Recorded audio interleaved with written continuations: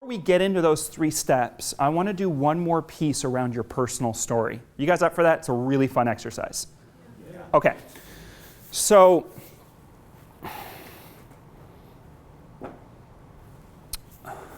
I'll tell you guys a little bit more about me first.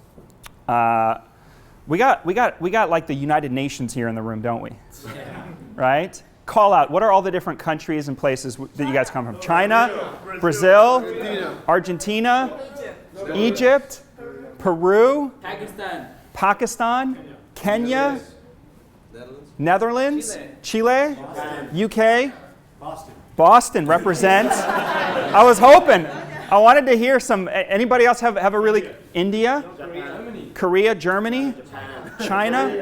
All right. So We might have the whole Security Council. I love this.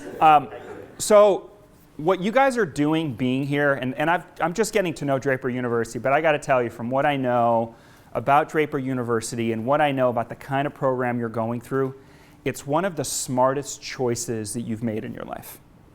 No matter what happens with this startup that you're working on, this is one of the smartest choices that you ever made in your life.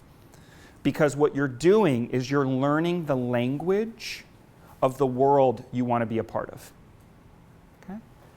Now, that world, what is that world? I mean, how many of you guys are pretty clear, no matter what you do, you want to be part of the world of innovation in your career, right? You want to be part of the world of technology, part of the world of entrepreneurship, right? So you might have your current idea, the current thing that you're working on, and that might work, it might not, who knows, it doesn't really matter. You're here learning that language. I did a similar program back in the late 90s. See, I studied cultural anthropology. And right when I graduated from college, my dad sent me this thing he saw in Business Week. Up at Dartmouth, they had a new program called Business Bridge. And it was a boot camp. Month-long mini MBA taught by the faculty there, where you learned all the language of business. And despite my typical rebellious nature, I actually said yes. It's like, oh, I didn't know what the heck I was going to do when I graduated. I was like, okay. One of the best decisions I ever made. Okay.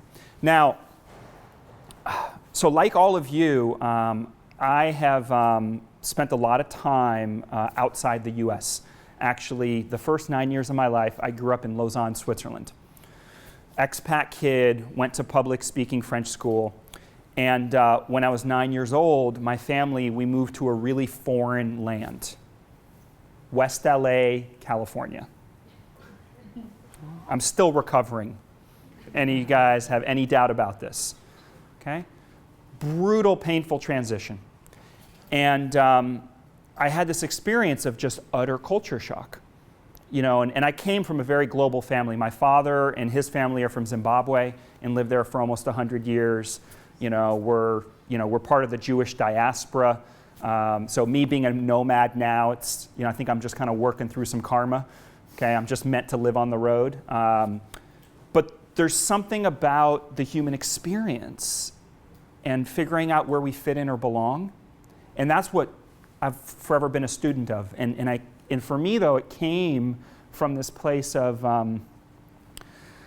well, first of all, being thrown to the wolves. Okay? When you're in a new culture, in a new place, and you're a little different. I mean, I was Swiss Lederhosen boy, trying to fit into surfer skater culture. Okay? Brutal. Okay? Total nerd.